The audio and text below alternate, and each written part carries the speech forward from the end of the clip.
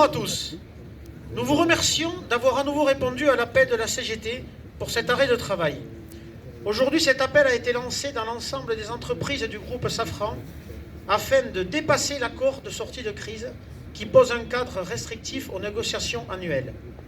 Face à la situation économique, que ce soit les performances de Safran ou l'inflation, les salariés méritent mieux. À l'issue du premier confinement en mars 2020, les perspectives étaient incertaines et la reprise économique hypothétique. L'accord de transformation d'activité, ATA, avait vocation à protéger la situation du groupe Safran et l'emploi des salariés, et c'est dans ce but que la CGT l'a signé. Cet accord comportait des sacrifices importants, notamment la modération salariale et la perte d'une part importante de la participation et de l'intéressement. Mais cet accord exigeait de la solidarité et la modération devait également s'appliquer aux actionnaires et aux cadres dirigeants. Chacun a-t-il respecté sa part dans cet accord? Au regard des dividendes attribués aux actionnaires et des stock options aux cadres dirigeants à l'issue de l'Assemblée générale du 26 mai 2021, la réponse est clairement non. Devons-nous aussi détailler les primes bonus? Pour autant, la direction du groupe Safran a pris goût à la modération salariale au point de la reconduire dans l'accord sortie de crise. La CGT a refusé de valider de nouveaux sacrifices. Au contraire, nous avons porté une revendication de 5% d'augmentation minimum dans les négociations et ce budget reste très raisonnable au regard de notre situation financière robuste affirmée par nos dirigeants. Il faut le dire, les résultats sont bons au niveau du groupe et historiques pour notre entreprise Safran HE. Ces résultats ont été acquis grâce à l'implication des salariés. Seul le travail crée de la valeur ajoutée et de la richesse. Ces résultats, ce sont les nôtres.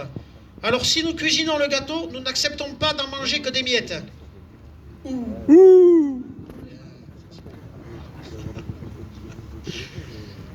Cet accord ACTA a aussi encouragé les départs, 147 en 2020 et 193 en novembre 2021.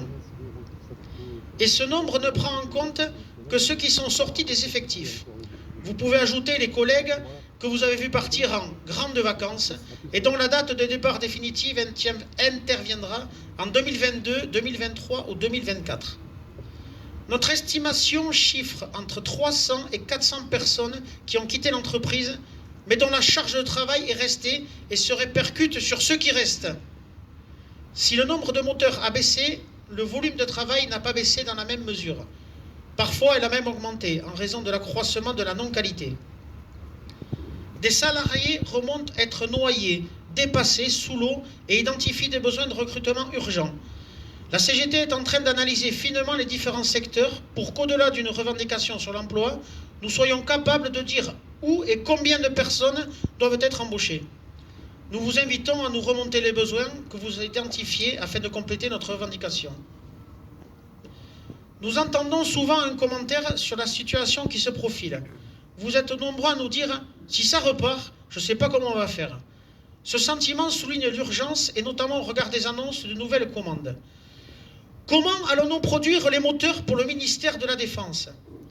Derrière les annonces de commandes gouvernementales, c'est de l'argent public, l'argent de l'État, et donc l'argent de nos impôts.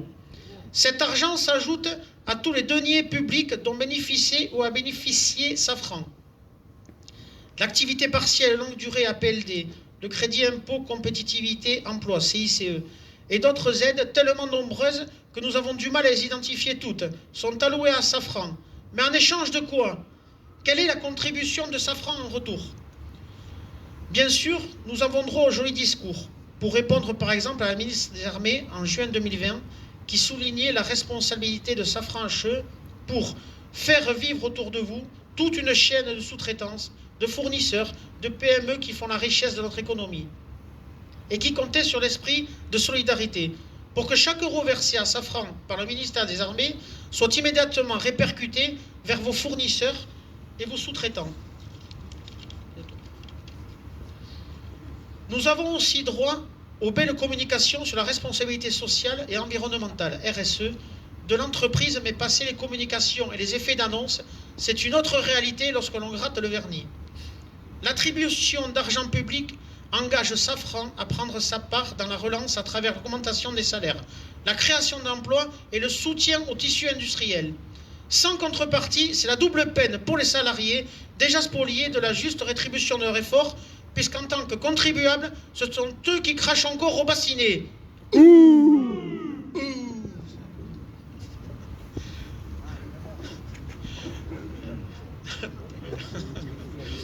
La création de richesses dans notre entreprise est le résultat du travail des salariés, mais également des prestataires et sous-traitants. La CGT a soutenu l'entreprise Eaton lundi, victime de la politique de Safran vis-à-vis des sous-traitants.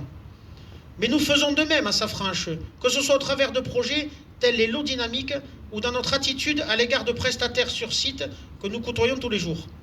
Les salariés d'Atalian, de Daher ou de Maser ont vu lors de la renégociation des contrats de prestation des exigences de baisse de prix et d'accroissement des missions. Il faut ajouter sur ce point que ces politiques s'appliquent aussi au sein de notre groupe et de nos collègues de Safran Engineering System peuvent en témoigner. Ne nous y trompons pas, la période est propice pour le patronat pour accélérer le démantèlement des conquis sociaux. Le nouveau dispositif conventionnel de la métallurgie qui est proposé à la signature en est une illustration. Si la CGT porte un regard discordant sur ce sujet, nous vous invitons à vous faire une opinion par vous-même en consultant le projet proposé à la signature par l'UMM. La CGT porte des propositions alternatives sur tous ces sujets, mais vous pouvez vous rendre compte du nombre de combats qu'il faut mener. Alors commençons par celui d'aujourd'hui en exigeant une politique salariale à la hauteur et en refusant l'application de l'accord sorti de crise. Seule notre mobilisation permettra de faire bouger les lignes et nous vous solliciterons à nouveau prochainement. Cette période des vœux est propice au grand merci de notre président. Ils ne suffiront pas cette année. On ne vous dira pas merci pour l'année de disette sur nos primes. On ne vous dira pas merci pour le chômage partiel. On ne vous dira pas merci pour ces départs non remplacés qui détruisent nos conditions de travail. On ne vous dira pas merci pour ces embauches qui ne suffisent pas. On ne vous dira pas merci pour ces NAO en dessous de tout. Les salariés méritent mieux. Merci de votre attention.